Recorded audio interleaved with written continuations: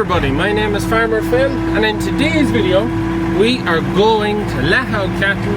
It's a lovely sunny day, you can see it there yourself. There's a bit of a sweat on me, even with the jumper on. It's just beautiful. We already have 20 cattle out. We're going to try and get the next cattle out. The reason I'm in the loading shovel is we have to tidy up after storm mowing yet in a lot of our grazing ground. So we have a lot of branches, bushes, trees and just general crap on fence lines. So as we go letting and moving out cattle, we have to get some bits moved. Now you can see here beside me I have my Milwaukee chainsaw. Haven't done a whole lot with it, so we might need it, we might not. And I have my PP that side of me. So we're going with the loading shovel to do a bit of bushing and get the fence line tidied up. Liv was out there and has already basically done the fence line, but I just have to make sure that there's no bushes in the way, and I have to block a hole where a tree fell down and the roots basically pulled the fence out. So I have to tidy that bit up. So we're going to be on in the loading shovel anyway. We'll get tight to get out here now. Try not to drive across anything on my way out here.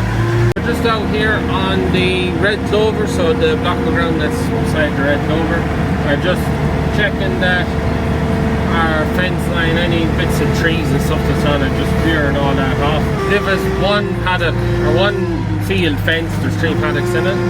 So she said there's a couple of bits of trees, so I'm going to clear the whole, what's inside, 25 acres-ish, something like that. I think there's not too much in the red clover now, I think that's really it. A few bits off that high boundary hedge there, doesn't seem to be much else.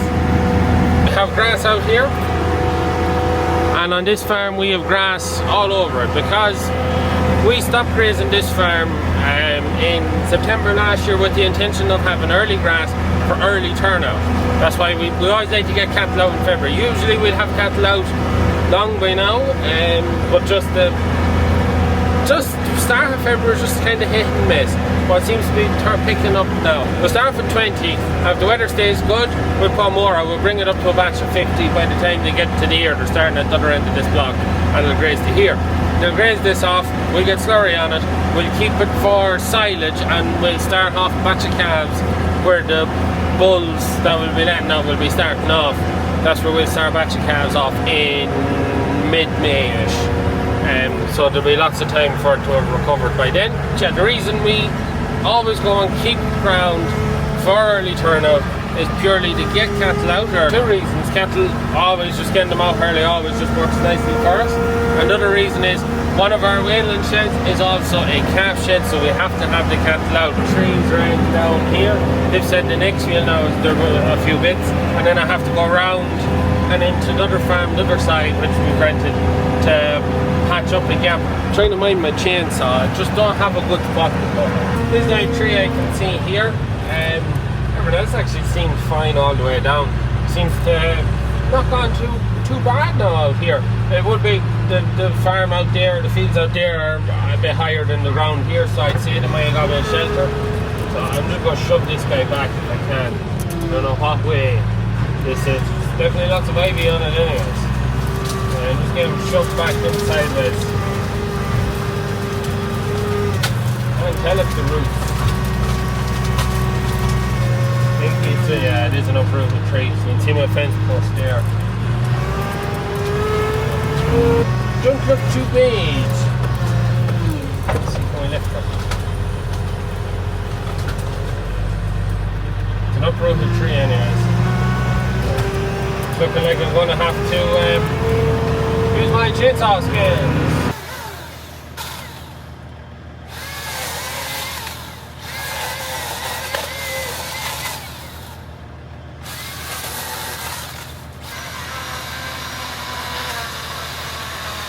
Holding on be a thread there. All I'm afraid of there now, turn it down, is because the roots attached to it should pop back up, and then that bit there is going to roll down in front. So I think I have it just at the point where I should be able to break it with the shovel.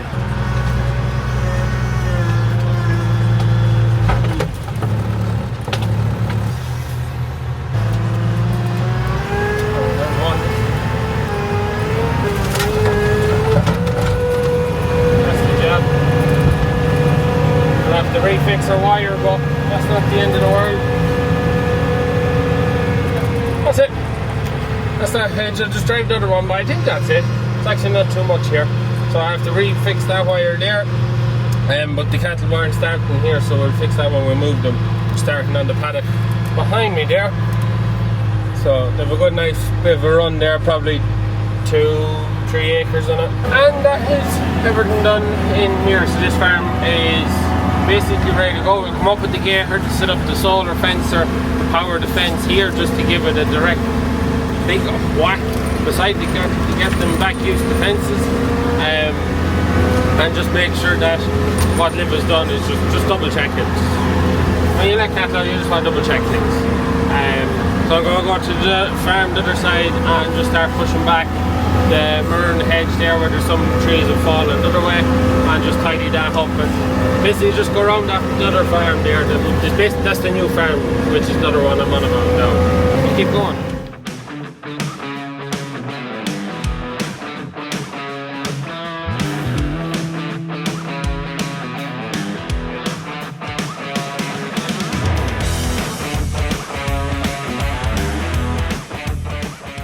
That's the murn tidied there, just out there. Now, all you can see that's cut along there, that was cut by the cousin. He finished cutting. I think all the hedges cut in the new farm last year. There was some that just didn't get done. Done another swipe of them there, so that all needs to be tidied up. So hopefully Father Phil gets the puncture fixed on his navel and stuffs that back in. But we're done what I need to do now, and we should be able to get cattle out. So we'll go home after dinner, and then yeah, we'll get a lot of cattle out. We have our solar fencer. We've checked everything is good. So here we have our big solar fencer. Highly recommend the solar. If you're using a battery fencer, just go buy yourself a solar. It's the only job. You just never have to worry about them running out of battery. The reason we're putting the solar here is just to power a short section to give it a full whack. 8.7 thousand volts. I'm not touching it in that fence, so that should put manners on the lads we let out. So you'll have to excuse the goats roaring. Liv is putting them back to twice a day. They were being fed 4 then 3, now 2. Hey Bertha, go get 20 out of the shed. That be the plan. So the first 20 that came out of the lighter side of the shed. The next 20 are going to be coming out the heavier side of the shed. And yeah, we're just to try and keep batches even. So we want the same kind of weights in every batch. So we let them out as according to the batches they're in, and we want more the larger weighing ones going to there. We'll just have to put a few wires, close gates, and then we'll take out 20 just out of the one pen, whichever 20 comes first. Bulls and bullocks, we're not, whereas we used to take the bullocks away from the bulls, we're decided we're not going to do that this year. Someone told me that keeping bullocks with bulls keeps bulls quieter, but I don't know, it's just, yeah, I don't think it's going to make much of a difference. So I'll save a bit of work separating them. These are 20 contenders. So I use a couple of Herefords on it. Might be 1 or 2 Angus. So yours is a bit mucky because we were picking cattle yesterday for the factory. Come on, in, come on, in, shh. In. Go on. Nelly. So, not a bad batch of lads. Be interesting to see what weights are here. Is they are going to get a clostridial vaccine, so basically a vaccine for black leg, and a shot of copper. So we'll give them a copper injection. We're not giving boluses this year. Boluses last year didn't seem to make any difference to anything. We're giving them copper injection instead. See how that goes. And we'll also weigh them, see how they've done since they went in. And that's really it. I don't think there's much else after that. Yeah, that's it. So copper, clostridial, vaccine, and weight. Everything should be here from the last day. Oh, clostridial under the skin, under the shoulder. Liv has given them copper, which is into the muscle, intramuscular. 2 mil of that and 2 mil of this. I'm going to be interested to see what weights we get here. They look to have done well, the lighter ones we let out the last day, they had done quite happy with how they had done. So I'm hoping these will do even better because they're from the bigger pen and they're sizably bigger. So last year was disappointing when we let them out. They just did not thrive during the winter. We couldn't figure out why. The vet couldn't figure out why. We went through everything we'd done, dosing, vaccines, minerals, just couldn't figure it out. But this year they seem to have done. The only difference being we fed these beet this year compared to last year we didn't feed beet. And as with every livestock video, Herdwash sponsored today's video. If you want to learn more about Herdwash, there'll be a link in the description down below. You can head over there, get 6 months for €79 or a free trial. You're weighing, I'm batching. So every animal that goes out will get weighed and also put into a batch. So then we know where every animal on the farm is. What are we calling these? What's his number? 7491. 7491. 248. 26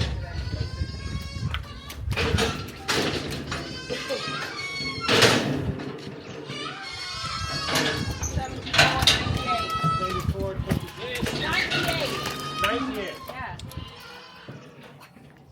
Yeah. 269. Good. Yeah.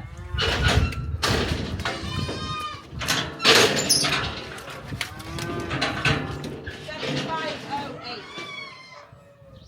261.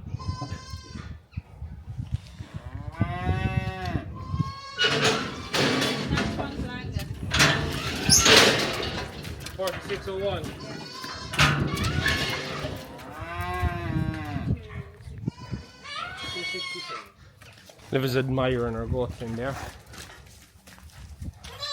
They're doing really well. So they are. Yes, Lil! Pets. Absolute pets. Anyway, lads are done. Lads are weighed. Heaviest is 297. And averaging, I say, around 260, 270. And a nice 0.65, 0.7 daily live weight gain. So very happy with how they've done there. Just 20, random 20 out of the shed. Not the biggest, not the smallest, just random 20. So I'm happy with that. Definitely beats and oats. Done the job on them this winter. Back in, we go on the 99 and the Bracken trailer. We get them landed down. Liv is all updated Herdwash, so their vaccines and that they got. They're getting on very well. Come on, Nelly, come in, Nelly, come in. Good girl, good girl. Come on, Nelly, come in. Come on, Nelly, good girl, good girl. Load them same as the last day. Right, go get a trailer. 64 is in the yard, not doing anything, so I said I'd take it. It'll do the job. 64.99 is over at the workshop. The reason we're not spreading today, and it's a lovely day, is because we're currently working at the 6290, the umbilical tractor. Springs went in the dampener on the last job, and we want to get it done before it gives us issues. So currently my uncle is up giving me father a hand at that. There'll be a video on that probably Sunday. So it just means I can get all these other jobs done while that's going on. But hopefully we'll be back spreading tomorrow.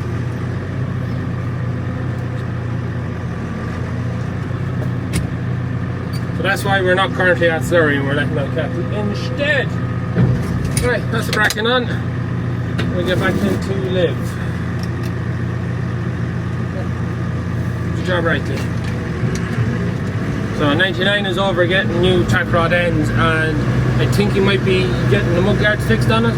So 2 new bearings on kingpins for the front wheels just to hold the mud guards up properly. New bracket for the left hand side because it's twisted, that's why the left hand side falls off. The right hand side's bearing has totally gone, and that's why the mud guard fell off that side too. She's now currently running with no mud guards or front fenders. So, anyways, we got ourselves backed in here.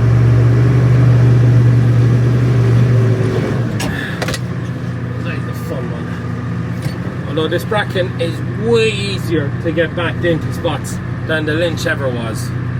Way easier. It just turns that much sweeter. So it does. Careful the corner of the shed, and then get her to follow around nice and tight around herself. Just to get it. Yeah, that way. Turn. You can see yourself there. Where we're going. Liv is there to make sure I don't run into the crush.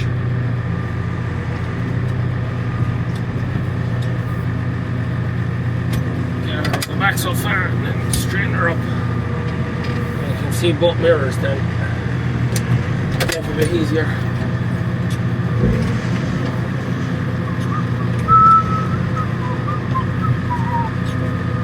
Keep her tight to the left, to that side, so that I'm in again the walkway gate, so that the gate closes to it. I think Liv is happy at time. Oh, we get these guys loaded. And we are here now, ready for out. So, 20 cattle, ready to see grass.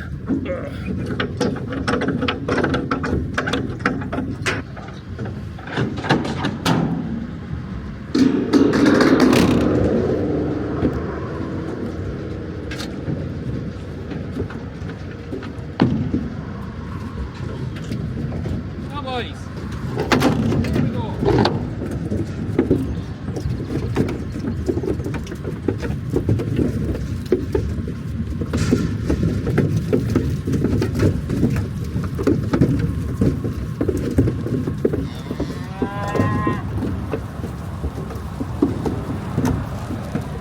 Straight over the hedge.